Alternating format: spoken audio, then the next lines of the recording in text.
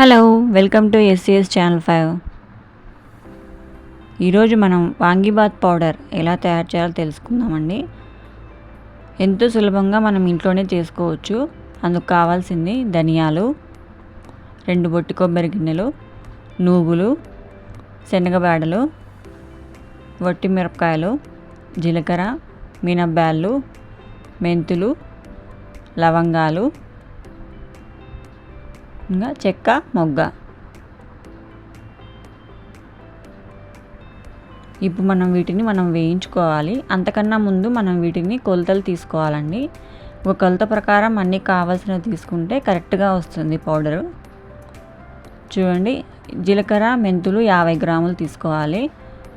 మినప్పాలు, శనగబ్యాళ్ళు 100 గ్రాములు, నూగులు 50 గ్రాములు, లవంగాలు, చెక్క, మొగ్గ. లవంగాలు ఒక 10 లవంగాలు అయితే సరిపోతుందండి. అన్నిటినీ కలిపి మనము లో ఫ్లేమ్లో వేయించుకోవాలి బాగా. చూడండి, అవి బాగా వేగిన తర్వాత ఒక దోసెడు ఉప్పు వేస్తున్నాను, రాళ్ళు ఉప్పు, అందులోకి ఇంగువ. ఇవన్నీ వేగిన తర్వాత మనం పక్కకు తీసుకొని అందులోకి ధనియాలు, ఒక 1/2 కేజీ ధనియాలు తీసుకోవాలండి. 1/2 కేజీ ధనియాలకు 250 గ్రాముల వట్టి మిరపకాయలు తీసుకోవాలి. వట్టి మిరపకాయలు, ధనియాలు 2 కలిపి వేయించుకుంటే వట్టి మిరపకాయలు అంత ఘాటు రాదు.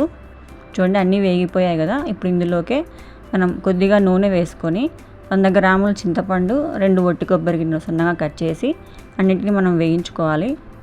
చూడండి, వేగిపోయింది కదా. ఇప్పుడు మనం ప్లేట్లో తీసి పెట్టుకుందాము. ఇప్పుడు మనం ముందుగా వేయించుకునే ధనియాలు అవన్నిటిని మనం గ్రైండ్ చేసుకోవాలి. చూడండి, పొడి అలా గ్రైండ్ చేసి పెట్టుకున్నాం కదా.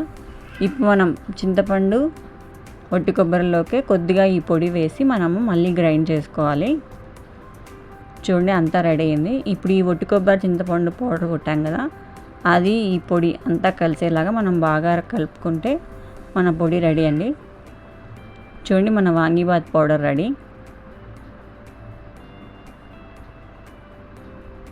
అంతే అండి, పక్కా కొలతలతో ఇలా కనుక చేస్తే పొడి చాలా టేస్టీగా కరెక్ట్గా వస్తుంది.